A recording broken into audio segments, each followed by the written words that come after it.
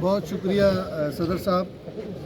साथियों, ये बहुत अरसे से कोशिश कर रहे थे, गुज़श्ता 4-5 साल से इन्होंने कोशिश की कि किसी ना किसी तरह से प्रेस क्लब को मतनाज़ा बनाया जाए, प्रेस क्लब को ताला लगवाया जाए, लेकिन ये अपनी कोशिश में कामयाब नहीं हो रहे क्योंकि आप लोग मुतहद हैं और इकट्ठे होकर उनका मुकाबला कर रहे हैं। क्योंकि वो वोट की ताकत से तो इधर नहीं आ सकते, इक़्तिदार हासिल नहीं कर सकते, लेकिन उन्होंने इस तरह का रास्ता बनाया है कि पूरे शहर में बल्कि पूरी दुनिया में हमारा मजाक बना दिया है। ये चंद लोग हैं जो शर्पसंदी करते हैं, जिसकी वजह से हमारी पूरी जो कम्युनिटी है उसकी बदनामी हो रही है। ये जितनी भी कोशिश कर लें, अल्लाह के फजल से ये इक़्तिदार तो हासिल नहीं कर सकते।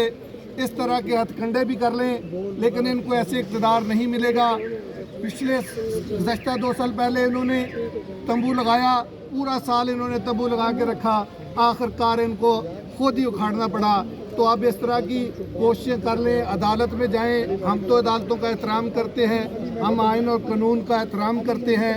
अल्लाह के फजल से हम अदालतों में पेश भी होंगे और साथियों के तावन से हम इस तरह की चीज़ों का मुकाबला करते रहेंगे।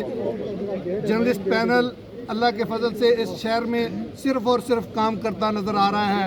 इनमें से कोई बंदा पूरा साल आपको नज़र नहीं आता, लेकिन जब इलेक्शन आती है तो फिर इनको इक़्तिदार का एक कीड़ा तंग करता है, जिसकी वजह से ये कोशिश करते हैं कि किसी न किसी वजह से इसको मतनाज़ा बनाया जाए। इंशाअल्लाह ताला हम अपने कायदीन अनवर रज़ा साहब, खलील राजा साहब, नैयर अली, इन सब के साथ हैं और मिलकर इनका मुकाबला करेंगे इंशाअल्लाह।